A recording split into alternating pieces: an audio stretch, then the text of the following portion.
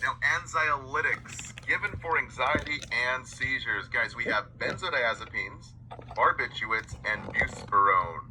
Now, the key point here is that benzos and barbs are the dangerous ones since they're sedatives, making the vitals low and slow. And buspirone does not sedate. So think you can still drive the bus in buspirone or buspirone. Now, first up is benzodiazepines, ending in lam and pam, like alprazolam and temazepam. The good news is that it acts fast within minutes. But the bad news here is that it's highly addictive and hard to come off. So guys, they're not safe for long-term use.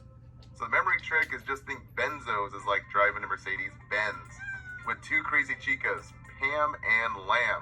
Guys, we're talking living life in the fast lane, doing all the things mama told you not to do. So guys, it's highly addictive and it's a very dangerous lifestyle.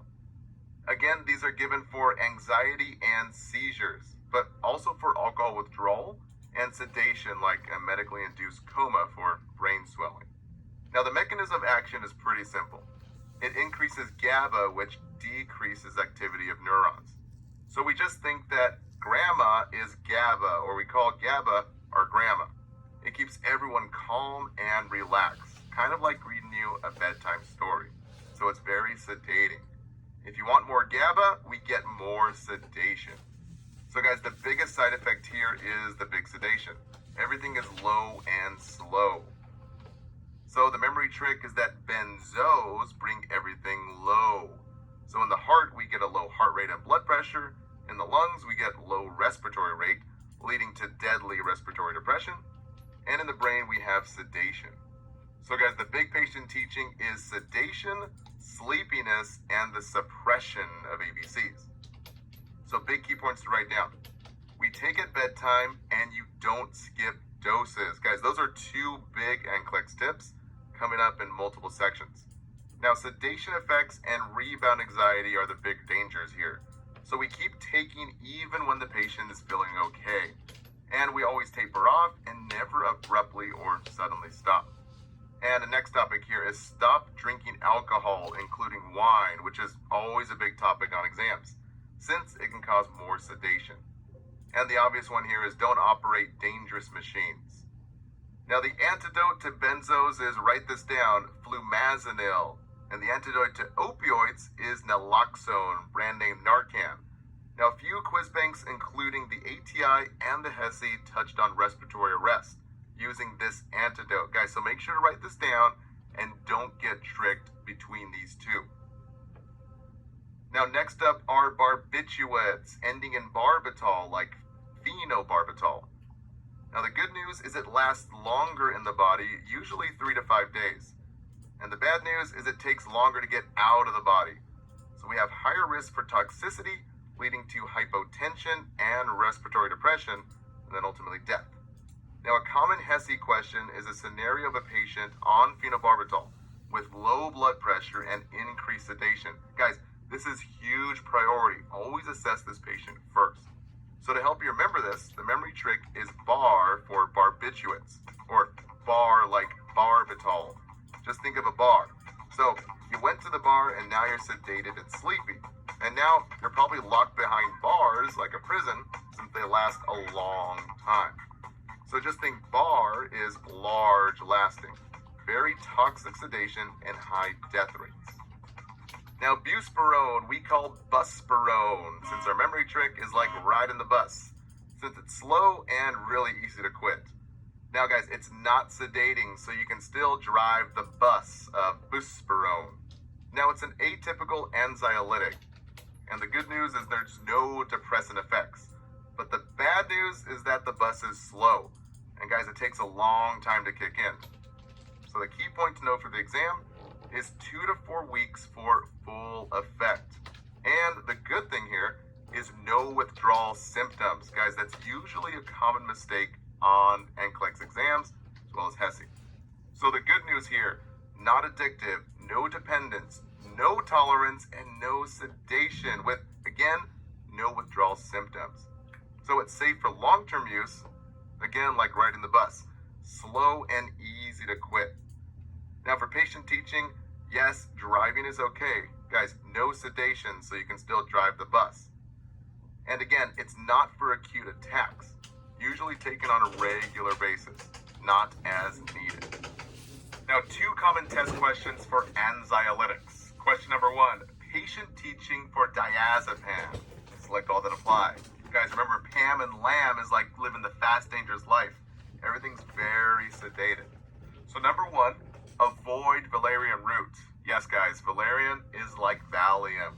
Have to avoid too much sedation. Number 2, avoid ginkgo and ginseng. No. Those are for usually bleeding problems. So that's fine. Number 3, avoid muscle relaxants. Yes, a sedative, gotta avoid that. Number 4, report history of reaction to midazolam. Yes, guys, Pam and Lamb, any cross reactions usually means an interaction of allergies. And number 5, naloxone is the antidote for this med. No, guys, that's the opioid antidote. And number 6, decrease alcohol consumption. Guys, no, we're not limiting or decreasing. We're avoiding it altogether when taking a dose of this medication. Now, question number 2 here, a client on phenobarbital. Which of the following should the nurse do? Select all that apply. So number 1, monitor for hypertension. No, guys, we're monitoring for hypotension, that low and slow. Number 2, assess for respiratory depression. Yes, guys, low and slow respirations.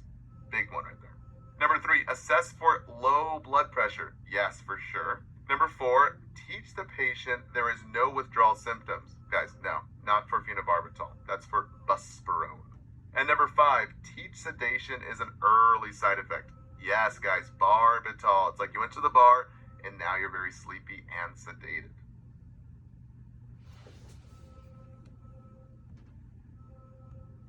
Now we have 2 atypical antidepressants, trazodone and bupropion. So for trazodone, the indication is for a sleep aid and treats depression. So memory trick is the Z's in trazodone, which makes you sleepy and sedated. Or think of transidone, it basically puts you in a trance. Now the key is to avoid ETOH and other sedatives, such as benzos and antihistamines. And we teach the patient to take at night. Since it can cause orthostatic hypotension, we also teach slow position changes. And a very rare complication is a priapism. So teach a patient that if an erection lasts longer than 4 hours, to go to the hospital. Now next is bupropion SR or XL. Brand name is Wellbutrin. The indication is for depression and an aid to stop smoking. Now the side effects is insomnia, headache, and weight loss, which is probably not a bad side effect. Now teaching, guys, we never double up on missed doses, just like now for the bipolar medications. First on the list is carbamazepine. Indication is obviously bipolar, but also given for seizures. And a big one here is for treatment of trigeminal neuralgia, basically neuropathic pain. Now the side effect number 1 is leukopenia. We have low WBCs, which means increased risk for massive infection. So the key word here is to report fever and sore throat. Guys, that's the most important. Now next is accidental pregnancy. So key words, oral contraceptives are ineffective and will need alternative forms of birth control or birth control methods. Now next is V for valpuric acid. So guys, just think Val with a lot of L's. So L for liver toxic, we monitor for jaundice and liver labs, ALTs and ASTs. And L for low platelets, aka thrombocytopenia. We have a big bleed risk. Now valpuric acid is also not pregnancy safe, and we teach clients not to discontinue abruptly. Now for the big mama, lithium. This is the drug to know. Coming up 22% of the time for all psychiatric med questions. So for lithium, it's given over the long-term treatment for both bipolar and schizoaffective disorder. So guys, the memory trick is a lithium battery. Since lithium lasts a long time, and B for bipolar, remember battery. Now it has a very narrow therapeutic range, 0.6 to 1.2. And the key point here is that toxicity happens over 1.5. So So patients at highest risk for toxicity are those with decreased renal function. Remember, kidneys are the washer machines of the body, washing the blood out from medications and waste. So any decrease in renal function usually sets the stage for toxicity. So be cautious with patients in kidney disease and also elderly patients who naturally have decreased kidney function. Again, the key signs for the kidneys are creatinine over 1.3 means bad kidney, and urine 30 mLs per hour or less means kidneys are in distress.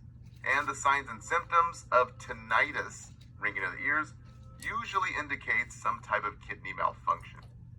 So we use the acronym LIFT for all the key points that are highly tested. L for levels over 1.5 equals huge toxicity.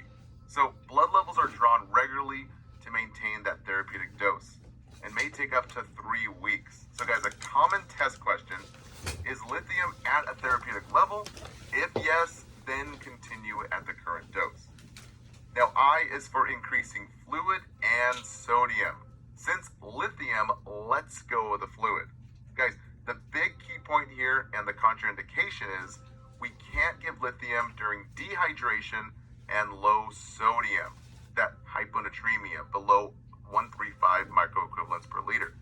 Guys, always question any prescription the doctor writes if the patient has low sodium or dehydration. Second thing is never restrict sodium and water. Keyword here, do not limit sodium intake. Since sodium swells the body with water, we need to avoid that toxicity here. Now, a typical question is a patient at highest risk for toxicity, usually a patient with a stomach flu, including diarrhea and vomiting. Now, the big key words here are due to massive dehydration. Again, always reviewing low sodium. If below 135, we're reporting to the doctor or HCP. And we teach patients to avoid the dehydration by teaching them to drink 1 to 3 liters of water per day and limit diuretics, including foods that have diuretic properties, like coffee, colas, and teas. Guys, we want more fluid in and less fluid out. So again here, no diuretics like furosemide or nitrochlorothiazide, and no anticholinergic medications like the respiratory med ipratropium because they dry you out. Again, we think PMs, you can't pee with them. Now our T is for toxic signs. When to report to the HCP. So guys, write these keywords down. Report excessive urination and extreme thirst. Guys, these both lead to dehydration and more toxicity. Now vomiting and diarrhea, which can add more dehydration and again, more toxicity.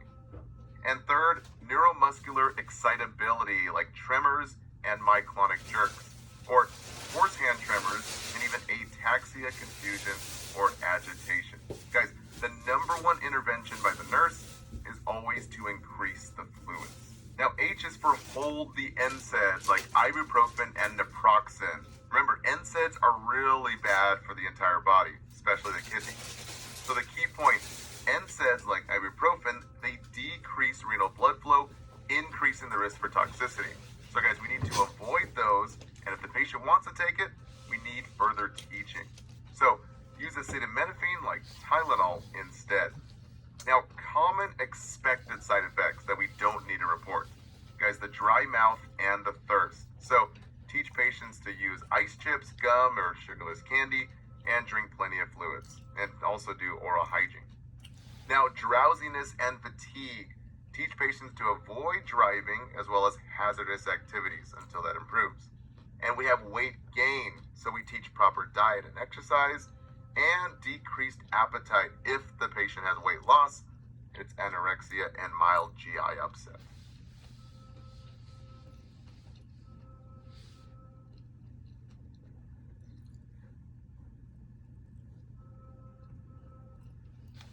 Now, antipsychotics, the first generation typicals are haloperidol. Now, the indication is for schizophrenia and Tourette's to control the motor movement. It may be given together with short-acting benzodiazepines like lorazepam to control aggressive behavior. Now, common side effects that are normal are the dystonic behavior found in extrapyramidal symptoms, or EPS. So dystonia, or basically spasms and muscle contractions of the neck and face and tongue, guys, these are not life-threatening, so there's no need to report to the HCP. Now the big key point here and the killer adverse effect, write this down, NMS, neuroleptic malignant syndrome. Now guys, this is a huge life-threatening condition. Basically, it's a potential life-threatening reaction most often seen with typical antipsychotics like haloperidol. So think neuro for haloperidol and neuroleptic malignant syndrome. Now the key signs to look for, write these down. High fever and diaphoresis, or basically sweating, change in mental status, muscle rigidity, as well as tremors. Now the priority action here is to hold the haloperidol, assess the patient, and immediately notify the HCP. So do not wait 30 minutes, guys. Don't document. Notify the HCP immediately. Now the Anxiolytics will try and trick you, so don't get tricked. NMS is a complication of haloperidol and not of hydrochlorothiazide. Now thiazide and hydrochlorothiazide indicates that it's a diuretic. This was a very commonly chosen distractor on a lot of question banks. Now for second generation atypical antipsychotics, we have clozapine and risperidone. Now again, the indication is for schizophrenia and schizoaffective disorders, specifically in clients that have not responded to other antipsychotics. Now some common side effects which no need to report.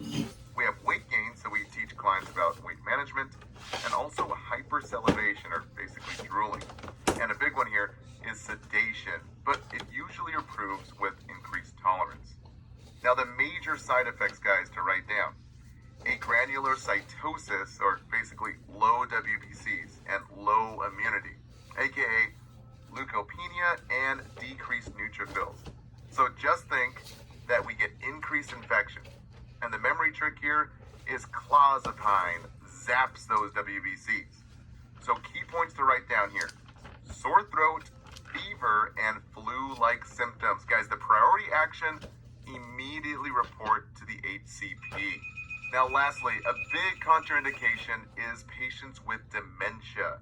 So we never give clozapine, which will actually increase mortality in dementia patients. So guys, a big HESI question was, which med order for dementia requires intervention by the nurse? And the answer was risperidone. So guys, remember, risperidone we remove from dementia with risperidone or risperidone. Now, ziprasidone hydrochloride, brand name Geodon. The indication is for bipolar mania or acute psychosis with agitation. Now, the major adverse effects are seizures, but cardiac issues are more common. So guys, big key point here. Hypotension, and we monitor for widened QT intervals, which can lead to cardiac arrest and then death. So monitor the ECG and BP closely. And the memory trick here is ziprasidone or ziprasidone. So it's done prolonged your QT waves and done dropped your blood pressure. So that's how you remember it. Now for ADHD medications, we have methylphenidate, which is brand name Ritalin, and an amphetamine mixture, brand name is Adderall. Now guys, these are stimulants given to treat ADHD in children, adolescents, and even narcolepsy. Now the mechanism of action is that it enhances the effects of dopamine and norepi inside the brain. Guys, these are methamphetamines, guys, big time stimulants, highly addictive, and high potential for abuse. So the big patient education here, key points to write down. Number one is loss of appetite and weight. So we monitor for weight loss and anorexia. Guys, never weight gain. We teach patients to take after meals if weight loss is a major problem. However, before meals is usually preferred. And we always take weekly weights here. And next is the loss of sleep. Keywords here are restlessness and given the last dose no later than 6 p.m. Now next is the expected outcome, improvements in schoolwork. So guys, the goal is completing schoolwork and other tasks more easily. Increasing the attention span, not necessarily a priority assessment, and decrease in hyperactivity, Again, not a priority assessment here. Now, what is a priority nursing assessment is monitoring BP. Guys, we're monitoring for hypertension, that high blood pressure, and monitoring for reports of height and weight trends with the HCP. And if we're given too much, the antidote to any stimulant like caffeine, meth, and even cocaine are benzos, Pam and Lam. So the antidote is alprazolam. Our withdrawal medications. So withdrawing from opioids, we usually use methadone, which is a low-dose opioid that helps patients wean off the abuse. The key point here is that it has a long half-life. So there's a higher risk for OD because methadone survives in the fat and it's hard to excrete. So the big risk for overdose is with our elderly patients and renal failure patients. Now, big keywords here for early signs of toxicity. So early signs of toxicity is nausea, vomiting, and lethargy, as well as frequent emesis. That was a big key term on exams. And guys, we always monitor for prolonged QT intervals with our ECGs and O2 saturations less than 90%. 95 to 100% is usually the norm for healthy adults.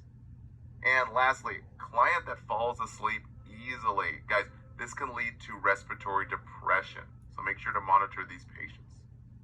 Now for alcohol withdrawal, the simplest way is to think of the patho here. So alcohol is a vasodilator and sedative. So imagine years and years of vasodilation and then suddenly an abrupt stop while detoxing.